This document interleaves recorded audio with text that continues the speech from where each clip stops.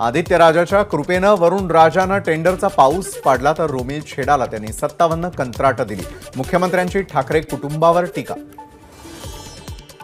जिथं टेंडर तिथं सरेंडर, माझं कुटुंब माझी जबाबदारी, जनतेनं फिरावं दारोदारी। उद्धव ठाकरेंचं नाव न घेता मुख्यमंत्री शिंदेंची घणाघाती टीका।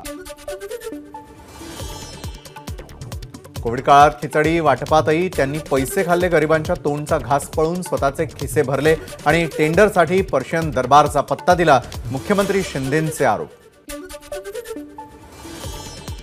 धारावी पुनर्विकास 19 वर्षापासून रखडलेला आहे। टीडीआर विकल्याशिवाय प्रकल्प शक्य नाही।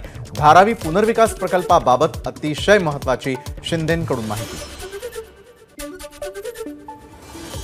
ड्रग्स तस्करी प्रकरणी 24,000 लोकांवर कारवाई। गुन्ह्यांमध्ये महाराष्ट्र पहिल्या 5 मध्येही नाही, त्यामुळे महाराष्ट्र सुरक्षित, राज्य गृहमंत्री फडणवीसांची माहिती। विदर्भावरील चर्चेचा एकही प्रस्ताव विरोधकांनी दिला नाही। विरोधकांना विदर्भाचा विसर पडलाय, हे चिंताजनक। नाना पटोलेंच्या टीकेला फडणवीसांचं उत्तर। उद्धव ठाकरे सभागृहामध्ये बोलत नाहीत पण माध्यमांशी बोलतात। उपमुख्यमंत्री देवेंद्र फडणवीसांचा ठाकरेंना टोला। आमच्यात चांगलं अंडरस्टँडिंग, शिंदे फडणवीस आणि मी चर्चा करतो, जयंत पाटलांच्या टोल्याला अजित पवारांचं उत्तर। राज्यामध्ये कायदा सुव्यवस्था बिघडली, माजी मंत्री जयंत पाटलांची सरकारवर टीका। तर बलात्काराच्या घटनेमध्ये आपलं राज्य 4थ्या क्रमांकावर, जयंत पाटलांची माहिती। कोरोना काळामधील कथित बॉडीबॅग खरेदी घोटाळा प्रकरणी किशोरी पेडणेकरांना हायकोर्टाचा अटकेपासून दिलासा कायम। अटकपूर्व जामीन अर्जावरील सुनावणी 22 जानेवारीपर्यंत तहकूब। महाविकास आघाडीकडून 27 तारखेला पुण्यामध्ये शेतकरी आक्रोश मोर्चा। 27 ते 30 डिसेंबर असा या मोर्चाचा कालावधी। शिवनेरी किल्ल्यावरून होणारा आक्रोश मोर्चाला सुरुवात। 29 तारखेला मशाल मोर्चा, 30 डिसेंबरला शरद पवार संजय राऊत यांच्या उपस्थितीमध्ये मोर्चाची सांगता होणार। मुख्यमंत्र्यांकडून राष्ट्रीय स्वयंसेवक संघाच्या रेशीम बाग इथल्या डॉक्टर हेडगेवारांच्या स्मृतीस्थळाला वंदन। गोळवलकर यांच्या स्मृतीस्थळालाही मुख्यमंत्र्यांकडून वंदन। मुख्यमंत्र्यांच्या रक्तात संघाची विचारधारा, भाजप नेते प्रवीण दरेकरांचं वक्तव्य। संघ मुख्यालयामध्ये दर्शन घेण्यासाठी विचार गुंडाळून ठेवावे लागत नाहीत, प्रवीण दरेकरांचा अजित पवार गटाला टोला। तर बौद्धिक वर्ग दीक्षाभूमीवर असतो, अमोल मिटकरींचं उत्तर। एकनाथ शिंदे रेशीम बागेमध्ये किडे घेऊन गेले असतील, मुख्यमंत्री शिंदेंच्या रेशीम बाग भेटीवर संजय राऊत यांची कडवट प्रतिक्रिया। संसदेतील घुसखोरी प्रकरणी समाधानकारक उत्तर देणं सरकारचं कर्तव्य। विरोधी खासदारांचं निलंबन हा मोदी सरकारच्या हुकुमशाहीचा कडेलोट, खासदारांच्या निलंबनावरून सामनातून टीका। संजय राऊतांना वेडवाकडं बोलल्याशिवाय झोप लागत नाही, संजय राऊतांना चांगला काढा द्यायला हवा, भरत गोगावलेंची राऊतांवर टीका। विधानसभेच्या पायऱ्यांवर विरोधकांचं आंदोलन, कापूस सोयाबीन उत्पादकांच्या मागण्यांसाठी विरोधक आक्रमक। सुषमा अंधारेंनी विधान परिषद उपसभापतींबाबत केलेल्या वक्तव्याविरोधात दरेकरांचा हक्कभंग प्रस्ताव। उपसभापतींनी मागवले 8 दिवसात लेखी दिलगिरी, दिलगिरी न दिल्यास हक्कभंग दाखल करून घेण्याचा इशारा। अंगणवाडी सेविकांच्या प्रश्नावरून विधानसभेमध्ये सत्ताधारी आणि विरोधक आमने सामने। मंत्री गिरीश महाजन यांचे माजी मंत्री यशोमती ठाकूर यांना सवाल। वर्ध्यामध्ये श्रद्धा वालकर प्रकरणाची पुनरावृत्ती होण्याची शक्यता। भाजप आमदार नितेश राणेंचा मोठा दावा, अशफाक नावाच्या मुस्लिम मुलानं एका हिंदू मुलीला पळवलंय, ही मुलगी आमच्या संपर्कात, नितेश राणेंचं वक्तव्य। दिघा स्टेशन उरण लाईन अजूनही उद्घाटनाच्या प्रतीक्षेत, मात्र रेल्वे मंत्री मुंबईतल्या प्रकल्पांबाबत बेपर्वा। आदित्य ठाकरेंची रेल्वे मंत्र्यांवर ट्विटरद्वारे टीका। इस्रायलमधून ईव्हीएम हॅकिंगचं तंत्र भारतात आलं, संजय राऊत यांचा ईव्हीएमवर आक्षेप। व्हीव्हीपॅटच्या सगळ्या स्लिप्स मोजल्या जाव्यात, अशीही केली मागणी। संजय राऊत यांनी ईव्हीएमवरती पुन्हा आक्षेप घेतलाय, पण 2019 आणि 2014ला जेव्हा खासदार निवडून येत होते तेव्हा आक्षेप का घेतला नाही नितेश राणे यांचा संजय राऊतांना सवाल. आता एकही खासदार निवडून येणार नाही म्हणून आक्षेप घेतला जात असल्याचीही केली टीका. आदित्य ठाकरे कधी रेल्वेनं फिरल्यात का? रेल्वे लाईनचं घाई गडबडीमध्ये उद्घाटन केलं तर त्याची जबाबदारी आदित्य ठाकरे घेतील का? प्रवीण दरेकरांचा आदित्य ठाकरेंना सवाल.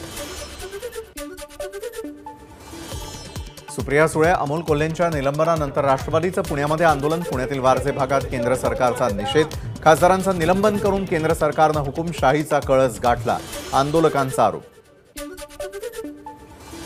राज्य सरकार प्रति लिटर दुधावरती देणार 5 रुपयांचं अनुदान. सहकारी दूध संघांना 29 रुपयांचा दर शेतकऱ्यांना द्यावा लागणार. सरकारचं 5 रुपयांचं अनुदान दूध संघांना देणार.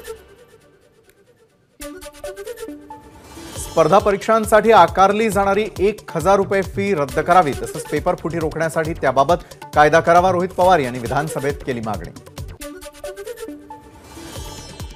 उद्या संपूर्ण पुणे शहराचा पाणीपुरवठा बंद राहणार. महापालिकेच्या पाणीपुरवठा विभागाकडून अत्यावश्यक देखभाल आणि दुरुस्तीची कामं करण्यात येणार. शुक्रवारी सकाळी उशिरा आणि कमी दाबानं पाणीपुरवठा होण्याची शक्यता. पुण्यामध्ये येत्या नव्या वर्षामध्ये पाणी कपातीची शक्यता. खडकवासला धरणामध्ये 24.10 टीएमसी पाणीसाठा शिल्लक. महापालिकेला येत्या जून महिन्यापर्यंत पाण्याचं नियोजन करावं लागणार. अहमदनगरच्या अकोलेमध्ये जमावबंदीचे आदेश असताना निळवंडे धरणाचे कालवे फोडण्याचा प्रयत्न. माजी जिल्हा परिषद सदस्या सुनीता भांगरे, जिल्हा बँकेचे संचालक अमित भांगरे यांच्यासह 29 जणांवर अकोले पोलीस ठाण्यात गुन्हा दाखल. मध्य महाराष्ट्र, विदर्भ आणि मराठवाड्यातील पारा घसरला. नाताळपर्यंत कोकणातही तापमानाचा किमान पारा घसरण्याचा अंदाज. यवतमाळमध्ये 8.7 अंश सेल्सिअस तापमानाची नोंद. बुलडाण्यामध्ये थंडीचा कडाका वाढला. तापमान 12 अंशांवर. नागरिकांनी आरोग्याची काळजी घ्यावी, आरोग्य विभागाचं आवाहन. भंडाऱ्यामध्ये 11 अंश सेल्सिअस तापमानाची नोंद. थंडी वाढल्यानं नागरिकांना घ्यावा लागतोय शेकोटीचा आधार.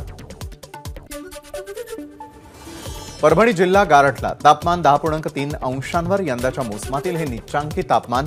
ग्रामीण भागात शेकोट्या पेटायला सुरुवात. रिपाई देशभरामध्ये लोकसभेच्या 25 जागा लढवणार. रामदास आठवलेंची घोषणा. एनडीएला पाठिंबा कायम राहणार असल्याचंही स्पष्ट.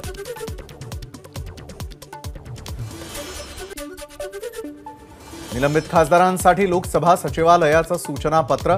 निलंबित खासदारांना संसद भवनातील चेंबर्स, लॉबी किंवा गॅलरीत प्रवेश नाही.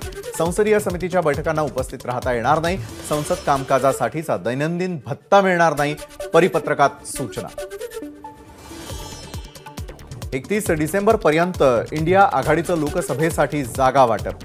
30 जानेवारीनंतर इंडिया आघाडीच्या संयुक्त सभांचा धडाका. खासदारांच्या निलंबनाविरोधात 22 डिसेंबरला देशव्यापी आंदोलन.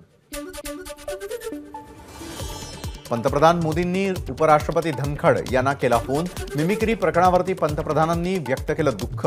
संसद पायऱ्यांवरील मिमिक्रीमुळे धनखड यांनी व्यक्त केली नाराजी. अशी कृत्य माझ्या कर्तव्यांपासून रोखू शकत नाही. धनखड यांनी मोदींकडे केलं स्पष्ट.